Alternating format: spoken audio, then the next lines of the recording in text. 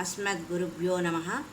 ओम अशोकस्तारणस्तारः शोरः सौरिजनेश्वरः अनुकूलः सतावर्तः पद्मी पद्मनिवेक्षणः अजः सर्वेश्वरः सिद्धः सिद्धिः सर्वादिरच्युतः वृषा कपिलमेयात्मा सर्वयोगाविनिस्मृतः।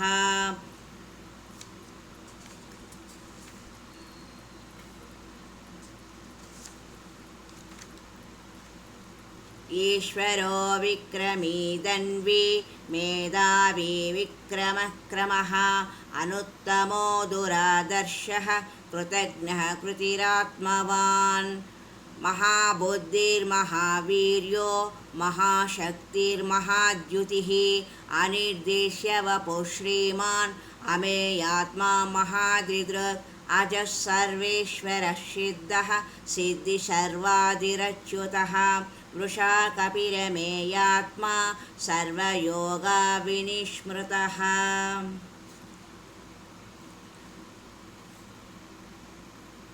కొన్ని నామాలు వ్యతిరేక అర్థాలను కూడా స్ఫురింపజేసేవిగా ఉన్నాయి. అసలు భగవత్తత్వమే పరస్పర విరోధకమైన పదార్థాల సమ్మేళనం కాబట్టి ఈ నామాలకు అన్నిటికీ అన్వయం కుదురుతుంది. పరమేశ్వరుడు, ఈశుడు, అనీశుడు, అశోకుడు, విశోకుడు, అక్షరుడు, విచ్చరుడు, కర్త, వికర్త, అణువు, బృహత్తు, కృసుడు, స్థూలుడు, వ్యక్తుడు, అవ్యక్తుడు, చరుడు, అక్షరుడు, అర్థుడు, అనర్థుడు, నిమిషుడు, అనిమిషుడు. దేహబుద్ధితో చూచినప్పుడు సత్తుగా గోచరిస్తుంది. ఆత్మబుద్ధికి అసత్తుగా మారవచ్చు.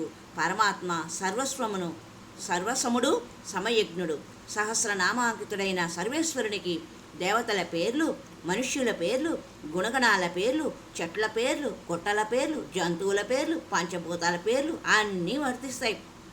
సా సర్వనామ సహి విశ్వరూపాః అన్నట్లు అన్ని రూపాలు ఆయనవే, అన్ని నామాలు ఆయనవే.